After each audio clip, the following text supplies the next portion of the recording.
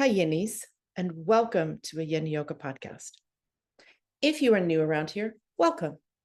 If you are familiar, welcome back, and thanks for coming back. Today, we are going to talk about the fall, the metal element in TCM and Taoism, and we'll dive into that in just a moment. But before we do, I want to read a podcast review that I have received. And dear listener, if you have been listening to this for many, many episodes and you've been finding them helpful, I would be endlessly grateful if you would take 2 minutes out of your time. You could even just pause this right now, pop into your app. Both Spotify and Apple have the option for you to give stars. If you can give me a 5 stars, I'd be super grateful for that. And in Apple, you can also leave a written review. So if you don't mind taking 2 minutes to do that, for those of you who are repeat listeners, who are big fans of the show, I'd be very grateful for that. It really helps the algorithm understand that people are actually paying attention to it. But also, more importantly, it helps me to know that you're out there listening. Sometimes I'm like, hello, is anybody out there? Am I speaking into the void? Those of you that leave me podcast reviews or that message me on Instagram and send me little messages about the podcast, super appreciate that. Endlessly grateful for you. So this is one of those such reviews on the podcast. Now, this is by Lady, I don't know if it's Chetty. It's Chetie. 5 stars. I am happy to give this podcast 5 stars. Many thanks to Nick. I am a qualified Yin yoga teacher in the UK, and I love Nick's down-to-earth approach on the subject. With all her experience in yoga therapy and TCM, I have learned so much through her podcast. I wish I lived in Vancouver because I bet her classes and trainings are great. Thank you very much, Lady Chatty. I don't actually live in Vancouver.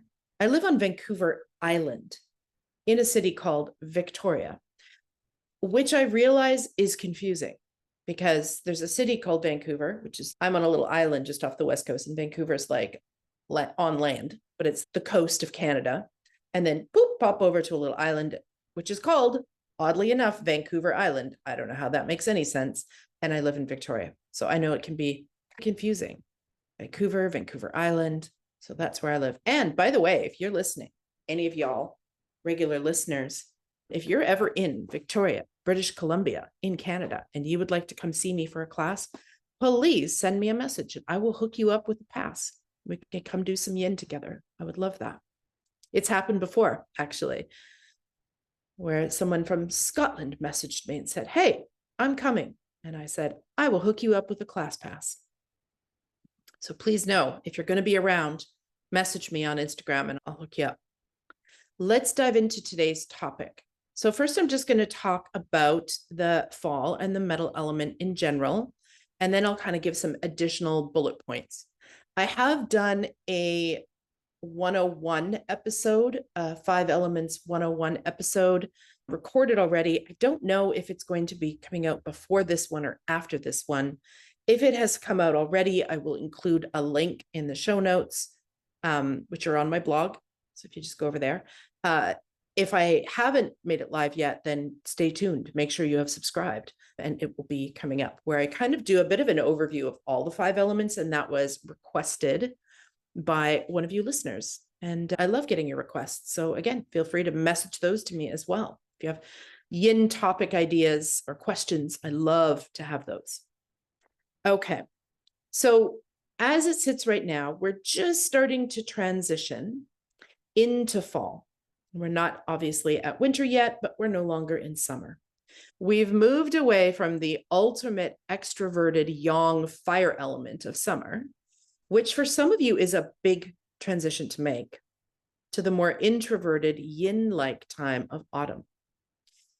So this is where we start to move from the yang of summer, which is the yangest of the yang, into yin.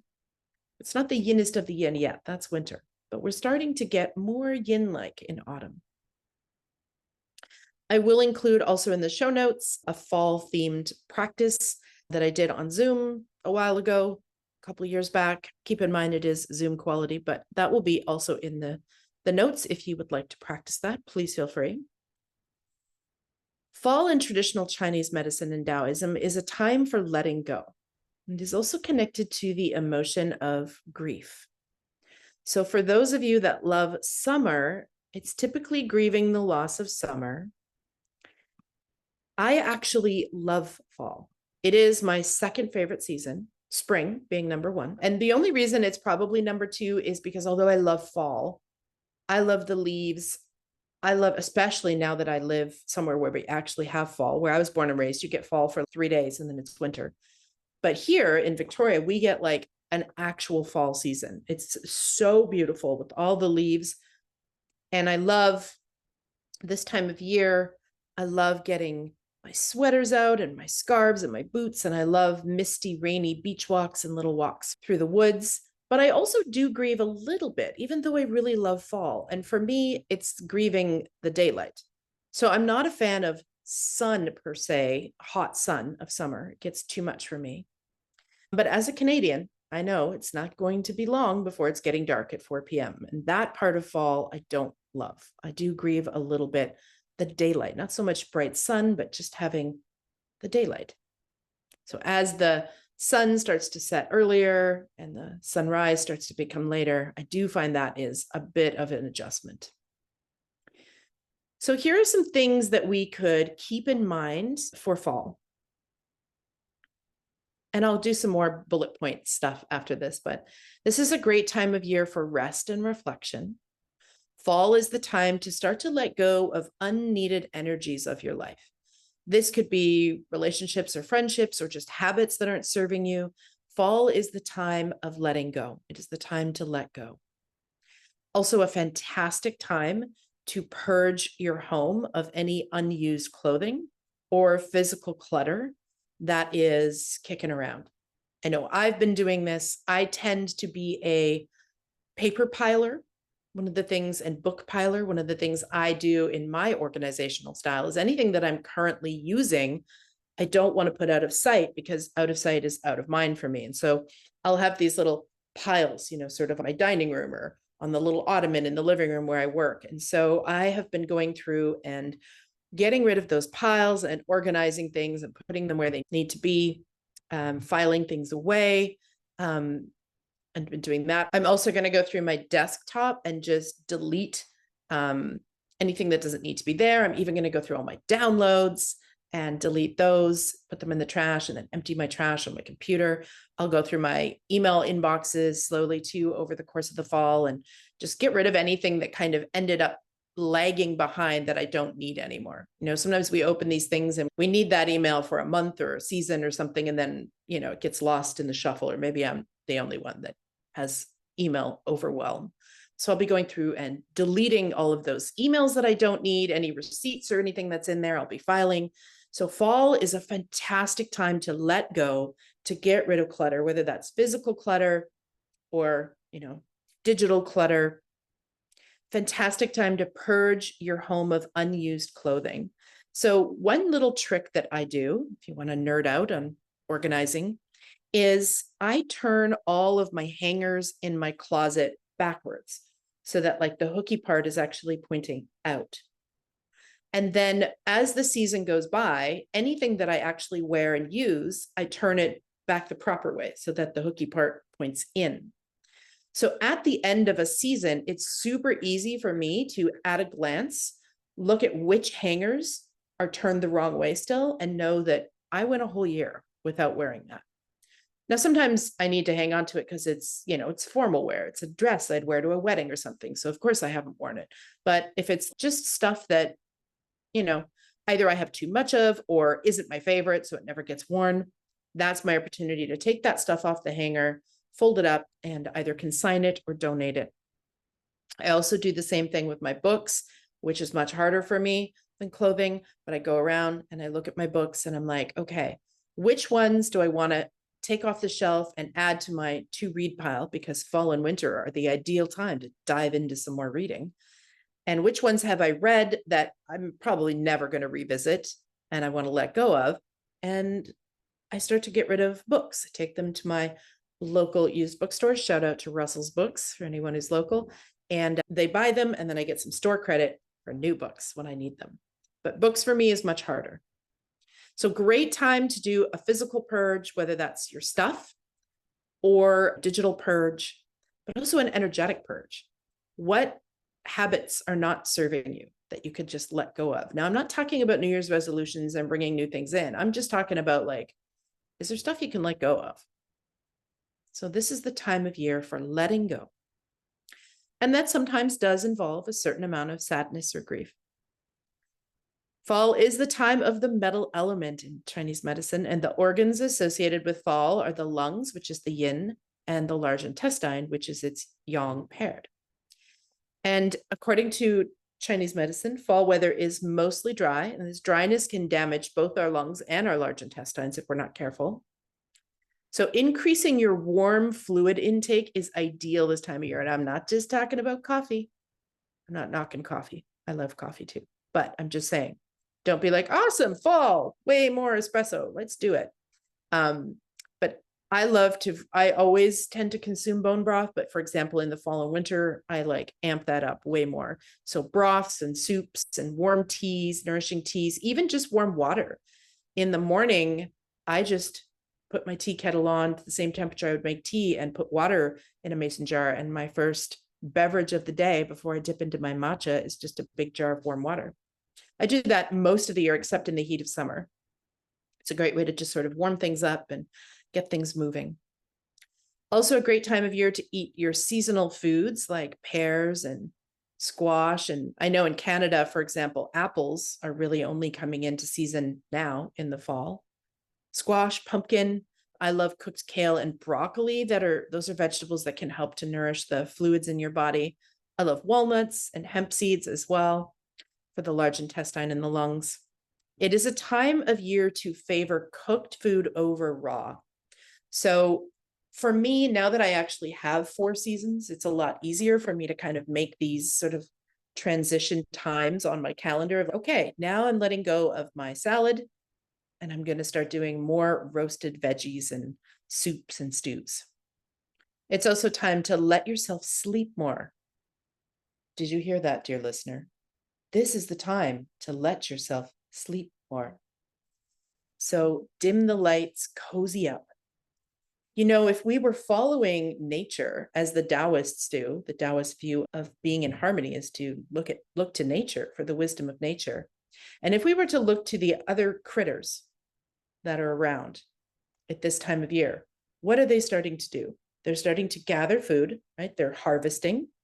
I feed the squirrels regularly and crows and all kinds of other birds. This is part of my regular routine in life. And I've noticed that just in the last few days, because it's starting to get cooler, the squirrels are not just taking the peanut that I give them and eating it right away. They're like taking one and burying it and then eating one. Pretty soon it'll be bury 2, eat 1. So if we can start to take that wisdom from nature too, this is the time to start to harvest and to grab some of these extra things to get us ready for the winter. So, and one of these things is also sleeping more. If you notice, the animals are a lot less energetic at this time of year, right? I mean, bears will be getting ready to hibernate. So when it is naturally darker outside, this is the time that we should also be resting more. And I realize in our modern culture, because we have electricity and lamps and computers and all the things, that we can just ignore the fact that it's dark outside and keep going until late into the evening. But I would encourage you to try as an experiment once the sun sets. And for me, I realize it's not entirely possible because in Canada, that's 4 p.m. at a point in the autumn. But can you switch wherever possible to dim lights? If you're going to use overhead lighting at all, can you dim them?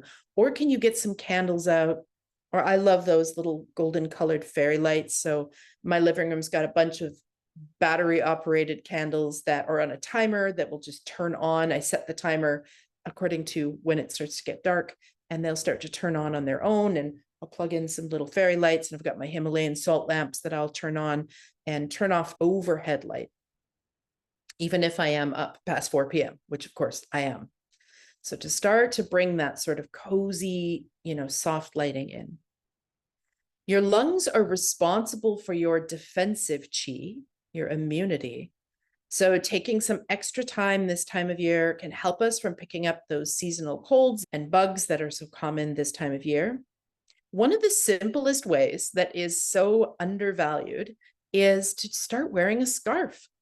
Keeping your neck warm is a great way to protect your body from the cold weather and from colds invading your defensive chi. So in Chinese medicine, the back of the neck is most easily where the wind enters the body through some of the acupuncture points there. One example would be gallbladder 20, wind pond. And so a big thing that your acupuncturist will tell you, or medical qigong practitioners, anyone who's studied TCM, is get your scarf on. So now's the time to pull out those cute scarves. You can start with the lighter weight ones for now if it's not cold, and move your way up. This is one of the things I look forward to about fall, the boots and the scarves. So a recipe for more harmony this fall could be to take some more time to go inward. So maybe grab some books and journals and start to cultivate reading at night, perhaps, instead of watching movies right until you go to bed. To practice extra self-care, to start to wear your scarves, to stay hydrated with warm liquids, and to start to eat warm, nourishing seasonal foods. So I gave the examples of bone broth and soups and teas. I like to make some stews. I love roasting veggies in the oven. So any of that stuff that you can get going. I love nothing more in the fall than grabbing the crock pot and filling it up with all kinds of yummy veggies and maybe some chicken or beef or whatever. If you eat meat, I eat chicken, so I put some chicken in there, and I love roasting that kind of in the crock pot over the course of the day. And then I eat it and I can freeze some so that I have that available for future meals. So I'm starting to harvest, right? I'm starting to gather my food resources for the winter to come. And then letting go of unneeded energies and the stuff that no longer serves you. So some of these tips might help you ease into this seasonal change and improve your health, both emotionally and physically, and your energy levels. And again, as I mentioned, I'll put a little in the notes, I'll put a little link in there for a practice that you could do. I have a former Zoom class on yin yoga in autumn, so you're welcome to use that. Just keep in mind, it is Zoom quality. It's not pro video. And then just a few other little things that I'll touch on about this time of year before we wrap it up. Fall is connected to the metal element in Chinese medicine, and the phase is new yin. So I mentioned that summer is like the youngest of the young. It's the most extroverted, the most energetic, the most daylight. And now we're starting to move into new yin. This is where we start to transition from the yang of summer into yin. The color is white. The season is fall. Fall and the metal element are connected. The climate is dry. Many of us feel that with our skin and our hair and our nails. The internal organs connected, again, as I mentioned, are the lungs, which is the yin, and the large intestine, which is the yang. The direction is west. The emotion is sadness or grief. And the stage of development is harvest. So this is when we start to gather our resources for the winter to come, and whether those resources be batch cooking warm foods, so you have those ready, or maybe gathering your books and your journals and your scarves. So harvesting, again, doesn't always just necessarily mean food, although that's a vital part of it. The virtue is prosperity, and the sound is crying. Again, a reminder that scarves are an amazing thing to bring out at this time of year. Get your cute scarves out. So that's just a brief overview of the Taoist or TCM view of fall and the element of metal. I hope that you found that interesting. Again, I will include in the show notes a link to a practice. So if any of you want to do a video practice, that will be in the notes. And if I've already released the 5 Elements 101 episode, that will also be in the show notes. If I haven't yet, make sure you've subscribed or followed, and you will get that as it comes out. It will be in this season of the pod. Okay. Thank you so much for your time, and I hope that you found this interesting. And until we meet again, bye for now.